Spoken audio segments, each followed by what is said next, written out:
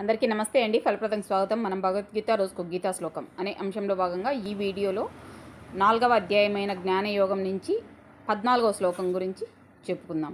మనకు గత శ్లోకంలో ఏం చెప్పారు? గుణము మరియు కర్మ వీటిని అనుసరించి 4 వర్ణాలని నేనే సృష్టించాను. కానీ దాని యొక్క కర్తృత్వం కానీ దాని యొక్క బాధ్యత కానీ నాది కాదు. ఎందుకంటే వారి యొక్క పాప పుణ్యాలను అనుసరించి మాత్రమే ఈ విభజన చేయడం జరిగింది, కానీ నేను కావాలని చేసింది కాదు అని గత శ్లోకంలో చెప్పారు.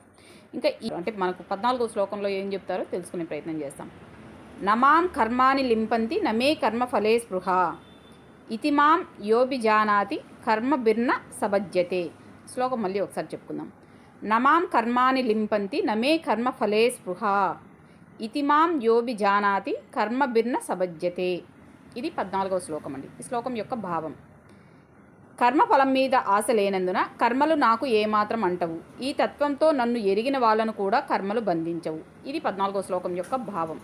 కర్మఫలం మీద ఆశ లేనందున అనే వివరణ మనకి ఎందుకు ఇచ్చారంటే, మనకు గత శ్లోకాన్ని చూసుకుంటే గుణము మరియు కర్మను అనుసరించి 4 వర్ణాలని నేనే సృష్టించాను, కానీ అందుకు నేను బాధ్యుణ్ణి కాను అని గత శ్లోకంలో మనకు వివరణ ఇచ్చారు.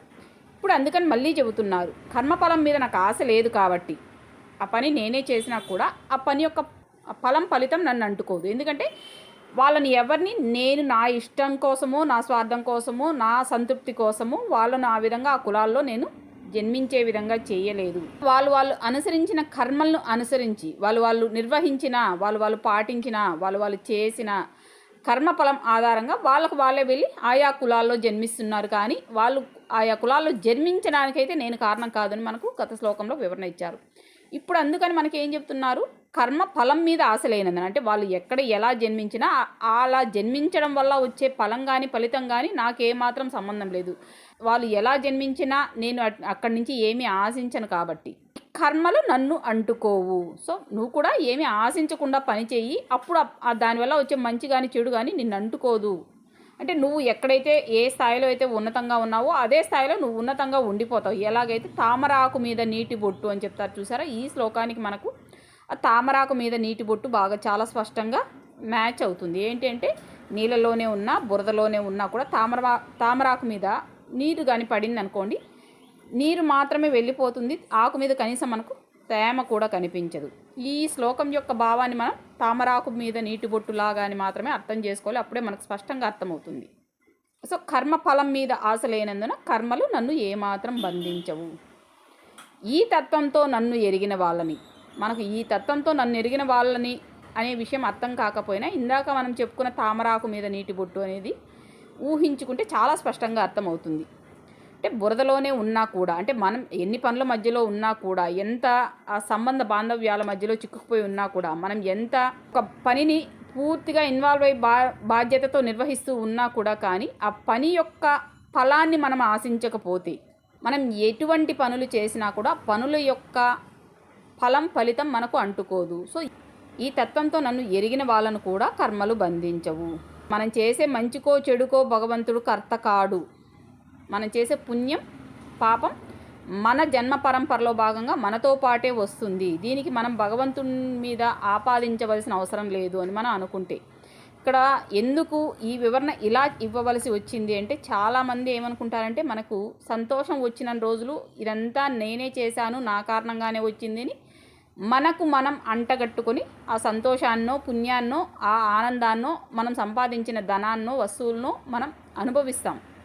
అంతా నా గొప్పతనమే అనుకోని, ఎప్పుడైతే ఈ సంతోషం పోయి కష్టాలు వస్తాయో, ఎప్పుడైతే ఈ సుఖం పోయి బాధలు వస్తాయో, ఇబ్బందికరమైన పరిస్థితులు వస్తాయో, ఎప్పుడైతే ఆనందాన్ని ఆస్వాదించలేని దుఃఖం మాత్రమే మిగిలిన ఒక స్థితి వస్తుందో, అప్పుడు ఏం చేస్తామంటే ఈ నెపం మొత్తాన్ని మనం భగవంతుడి మీదకి నెట్టేస్తాం. నాకెందుకో దేవుడు ఎన్ని కష్టాలు ఇచ్చారు, భగవంతుడు నా జీవితం మొత్తం కష్టాలే పెట్టాడు. సో ఆనందం అంతా మన అకౌంట్లో వేసుకుంటూ ఉంటాం, కష్టాలన్నిటినీ భగవంతుడి అకౌంట్కి షిఫ్ట్ చేస్తూ ఉంటాం. సో ఆ కారణంతోనే ఈ వివరణ ఇస్తున్నారు. కర్మఫలం మీద నేను ఆశపడిన కాబట్టి ఇవేవి నన్ను అంటుకోవు.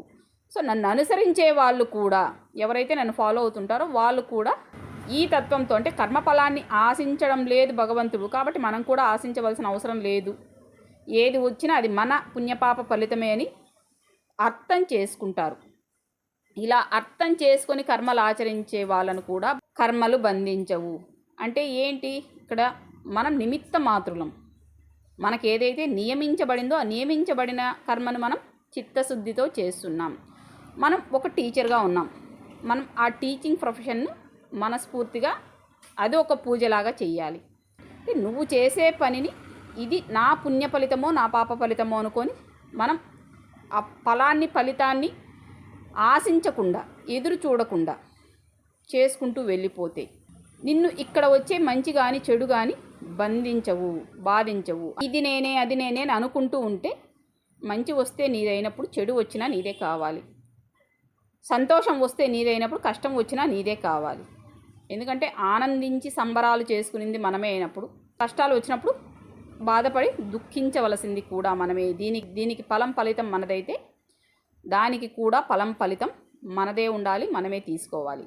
ఇది నాది కాదు, అది కూడా నాది కాదు, కర్తను నేను కాదు, కర్తృత్వం కూడా నాది కాదు, చేసింది నేను కాదు, వచ్చేది తీసుకునేది కూడా నేను కాదు. ఇది చెప్పడం, అనుభవంలోకి తెచ్చుకోవడం కొంత కష్టమైనా కూడా చెప్పడం ప్రారంభించి చూడండి, కొద్ది రోజులకు అనుభవంలోకి వస్తుంది. అనుభవంలోకి తెచ్చుకొని చూడండి, ఇంకా ఎవరి మీద ఎటువంటి నిందలు వేయవలసిన అవసరం రాదు. ఎందుకంటే ప్రతిక్షణం నీ మనసు నీకు చెబుతూ ఉంటుంది, ఇది వాస్తవం, ఇది అవాస్తవం, ఇది నిజం, ఇది అబద్ధం. ప్రతి క్షణం మన మనసు లేదంటే మన అంతరాత్మ ఏదైతే భగవద్గీతలో చెప్పారో ఆత్మ సాక్షాత్కారం అని, ఈ అంతరాత్మే నిన్ను ప్రతి క్షణం హెచ్చరిస్తూ వస్తుంది. అప్పుడు నువ్వు ఇంకా దేని మీద నిందలు వేయడం ఉండదు. జరిగే ప్రతి విషయాన్ని నువ్వు సాక్షిగా ఉంటూ చూస్తూ ఉంటావు. మనకు నిజాలకు అబద్ధాలకు మధ్యలో వ్యత్యాసం అర్థమవుతుంది.